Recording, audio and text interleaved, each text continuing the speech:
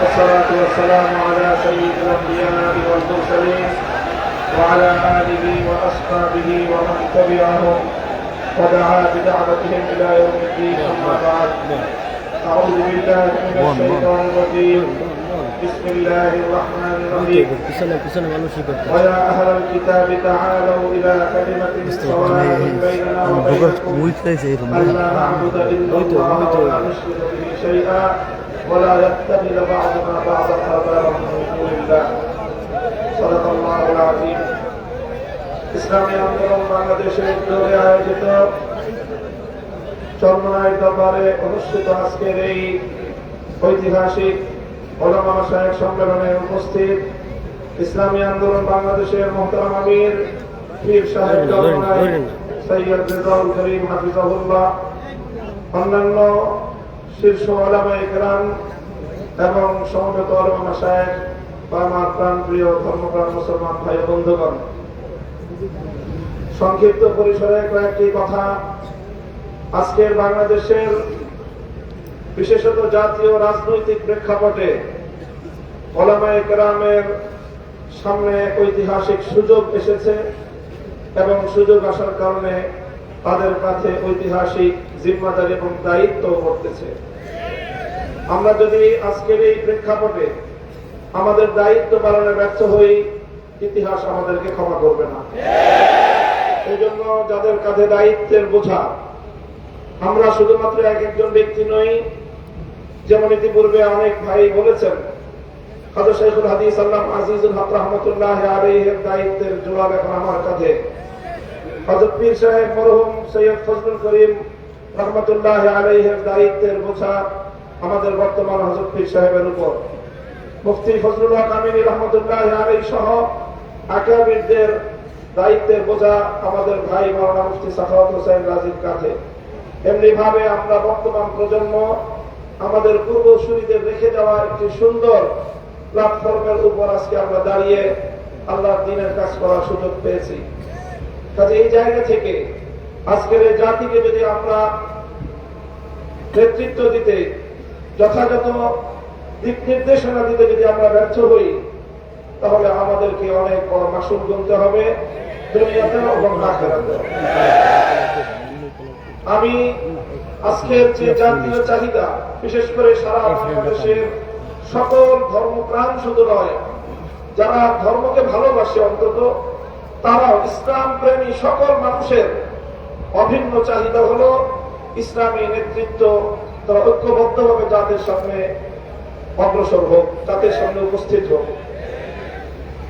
আমি আমার দীর্ঘ যে পর্যবেক্ষণ বাংলাদেশের ধর্মীয় এবং রাজনৈতিক অঙ্গন নিয়ে, সেটা আমি দেখি যে বাংলাদেশে আমরা আলহামদুলিল্লাহ ইসলামিক দৃষ্টিকোণ থেকে আমাদের পার্শ্ববর্তী উপমহাদেশের অন্যান্য দেশের তুলনায় আমরা অনেক সহনশীল একটি জায়গায় রয়েছে।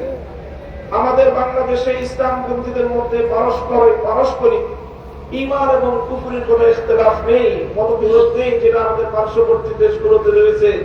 সেখানে শিয়া সুন্নির মতো জটিল বিরোধ রয়েছে। এরপরও সেই সকল দেশগুলোতে আমাদের উলামায়ে দেওবন্দ তারা নেতৃত্ব দিয়ে সেই শিয়া সুন্নি সহ অন্যান্য বাতিল পন্থীদেরকেও বৃহত্তর ঐক্যের মধ্যে তারা তাদেরকে শামিল করে জাতির সামনে ঐক্যবদ্ধভাবে নিজেরা উপস্থিত হয়েছেন। আমি মনে করি বাংলাদেশে এখন ইসলামিক অঙ্গনে 4টি পক্ষ রয়েছে, যাদের মধ্যে আমাদের মধ্যে বিভিন্ন শাখাগত, ফিকহি মাসআলাগত এবং বিভিন্ন আকীদার খুঁটিনাটি বিষয়ে ঈমান এবং তাওহীদ এবং রিসালাত আখিরাত ছাড়া আকীদাগত অন্যান্য কিছু বিষয় আমাদের মধ্যে মতপার্থক্য রয়েছে। তবে আমরা সকলে একটি কথায় একমত, সেটি হলো আল্লাহর জমিনে আমরা ইসলামী হুকুমত কায়েম করতে চাই। এই এক কথার ভিত্তিতে এটাই হোক আমাদের আগামী দিন রাজনৈতিক ঐক্যের বুনিয়াদ। যারা যারা আল্লাহর জমিনে কোরআনী শাসন কায়েম করতে চায়, তারা আমরা আগামী দিনে একটি ব্যালট বাক্স নিয়ে জাতির সামনে আমরা এক মঞ্চে হাজির হব। আমি মনে করি বাংলাদেশে অনেকগুলো ইসলামিক মহল থাকলেও বাংলাদেশে ধর্মীয় এবং ইসলামী সেক্টরের কিয়াদত ওলামায়ে দেওবন্দের হাতে। এটার মধ্যে কোন ধরনের দ্বিমত অথবা কোন সংশয়ের কোন অবকাশ নেই। বাংলাদেশে যদি 4 লক্ষ মসজিদ থাকে, 3.5 লক্ষ মসজিদের ইমামতের এবং মেম্বারের দায়িত্ব ওলামায়ে দেওবন্দের হাতে। কাজেই ধর্মীয় সকল অঙ্গনগুলোকে ঐক্যবদ্ধ করা ঐতিহাসিক দায়িত্ব ওলামায়ে দেওবন্দের কাছে। আর এ কথা অস্বীকার করার কোন উপায় নেই। দেওবন্দি ওলামায়ে কেরামের সাথে সংশ্লিষ্ট যতগুলো রাজনৈতিক সংগঠন রয়েছে তার মধ্যে সর্ববৃহৎ রাজনৈতিক সংগঠন ইসলামী আন্দোলন বাংলাদেশ। সেই জায়গা থেকে ইসলামী আন্দোলন বাংলাদেশের দায়িত্ব সবচেয়ে বেশি। আলহামদুলিল্লাহ, আমি সাক্ষী দিচ্ছি লাখো জনতার এই মজমায় আমরা হযরত পীর সাহেব চরমনায় সৈয়দ রেজাউল করিম সাহেব হাফিজাহুল্লাহর মধ্যে সেই উদারতা এবং সেই আন্তরিকতা আমি প্রত্যক্ষ করেছি, আমি সাক্ষী দিচ্ছি। এবং আশাবাদী আগামী দিনে ইনশাআল্লাহ আমাদের ঐক্য প্রতিষ্ঠিত হবে। এই জন্য আমাদের যে কথা আমরা একমত, সেটা হলো আগে আমাদের ওলামায়ে দেওবন্দের নেতৃত্বে যে সকল রাজনৈতিক সংগঠনগুলো পরিচালিত হচ্ছে, আমরা আমাদের মধ্যে আমাদের ঐক্যকে আরো সংহত এবং মজবুত করব। ইতিমধ্যে আমির হেফাজত আল্লামা শাহ মুহিবুল্লাহ বাবুনগরী হাফিজাহুল্লাহর পক্ষ থেকেও আমাদেরকে সকল সংগঠনকে দাওয়াত দেওয়া হয়েছে। কাজে ইনশাআল্লাহ আমরা আশা করছি যে অদূর ভবিষ্যতে অনতিবিলম্বে আমাদের ঘরানার সব রাজনৈতিক সংগঠন আমরা সীসাতলা প্রাচীরের মধ্যে ঐক্যবদ্ধ হব। এরপরে বাংলাদেশে অপর 3টি ইসলামী ধারাকেও রাজনীতির ক্ষেত্রে আল্লাহর জমিনে ইসলামী হুকুমত কায়েম করার জন্য তাদেরকেও আমরা তাদের কাছে দাওয়াত দিয়ে যাব ইনশাআল্লাহ। সেটা হলো একদিকে বাংলাদেশে আরেকটি অঙ্গন রয়েছে আহলে হাদিস সম্প্রদায় হিসেবে বিশাল একটা সম্প্রদায় বাংলাদেশে রয়েছে। আমার যতদূর জানা তারাও এই বিষয়ে বর্তমান অতীতের যে কোনো সময়ের তুলনায় উদার দৃষ্টিভঙ্গি পালন করছেন। ডক্টর আসাদুল্লাহ গালিব এবং মৌলানা আব্দুর রাজ্জাক বিন ইউসুফের নেতৃত্বে আহলে হাদিস ভাইয়েরা তারা রাজনৈতিক অঙ্গনে ওলামায়ে উম্মতের সাথে ওলামায়ে দেওবন্দের সাথে ঐক্য করার জন্য তারা প্রস্তুত রয়েছে। আমাদের আরেকটি অঙ্গন রয়েছে যাদেরকে আমরা সুন্নি বলে জেনে থাকি, সেই সুন্নি ভাইয়েরাও আমি আশা করি এবং আমার কাছে যতটুকু ধারণা তারাও ঐক্যের জন্য প্রস্তুত রয়েছেন। তৃতীয় যে আরেকটি গ্রুপ রয়েছে জামায়াতে ইসলামী বাংলাদেশ, যারা দীর্ঘদিন ধরে রাজনৈতিক অঙ্গনে আল্লাহর জমিনে আল্লাহর আইন বাস্তবায়ন করার স্লোগান নিয়ে যারা কাজ করছেন, তাদেরকেও আমরা উদাত্ত আহ্বান জানাবো এবং তাদের কাছে আমরা দাওয়াত নিয়ে যাব। এইভাবে ওলামায়ে দেওবন্দ যদি ঐক্যবদ্ধ হয়ে আহলে হাদিস, সুন্নি, জামায়াতে ইসলামী সহ ঐক্যবদ্ধ হতে পারে, বাংলাদেশে উম্মতের ওলামায়ে কেরামের কাছে জিজ্ঞাসা করা ছাড়া কোন রাজনৈতিক সিদ্ধান্ত আল্লাহর নিজাম অনুযায়ী চলবে, কোরআনী শাসন বাস্তবায়ন হবে। ইনশাআল্লাহ সেই দিন আমরা দেখতে পাবো, আমাদের হায়াতে আমাদের জীবদ্দশায় দেখতে পাবো। আমি আশা করি আগামী নির্বাচন হবে আমাদের জন্য সেই ধরনের বৃহত্তর একটি ঐক্য জাতিকে উপহার দেওয়ার মোক্ষম সময়। আমি আপনাদের সকলের কাছে দোয়া চাই যে এভাবে যেন আমরা আমাদের ভূমিকাগুলো পালন করে যেতে পারি।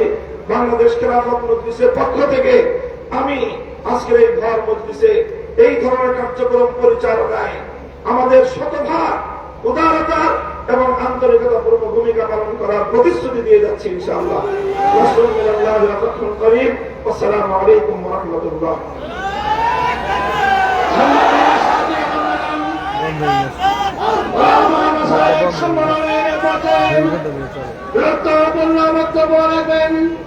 ইসলামী আন্দোলন বাংলাদেশের মহতরম সিনিয়র নায়েব আমির 24-এর গণঅভ্যুত্থানের অবিসংবাদিত রহমান হযরত মাওলানা মুফতি সৈয়দ মোহাম্মদ ফয়জুল করিম শেখ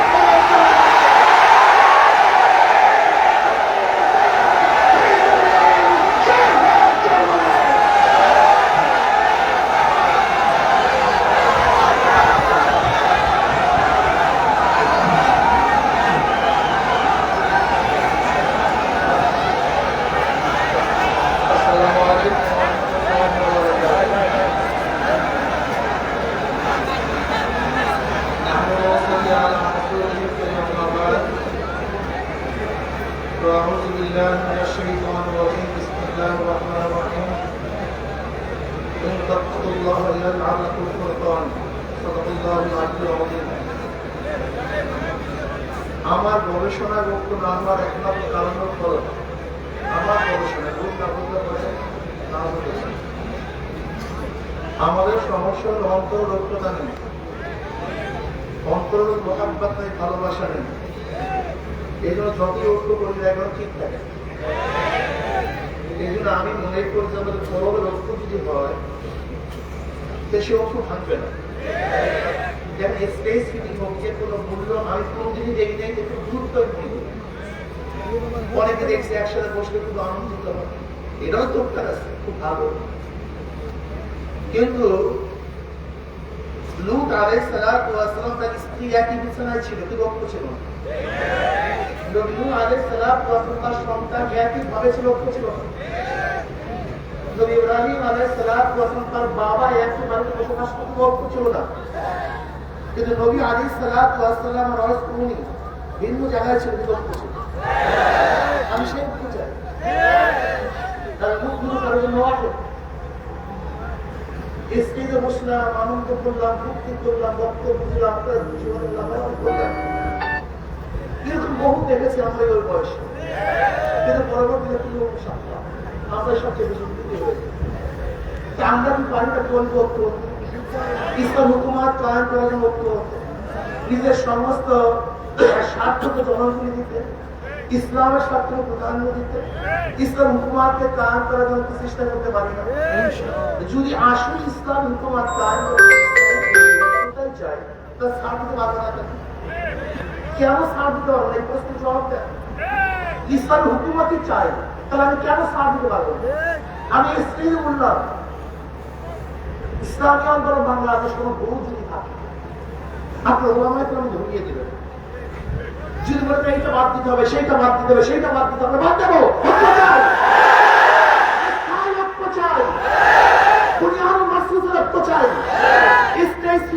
আমি কোনদিনই পছন্দ করি না, কোনো মূল্য আফগানিস্তানে পরিবর্তিত বিশাল একটা জয় করেছিল।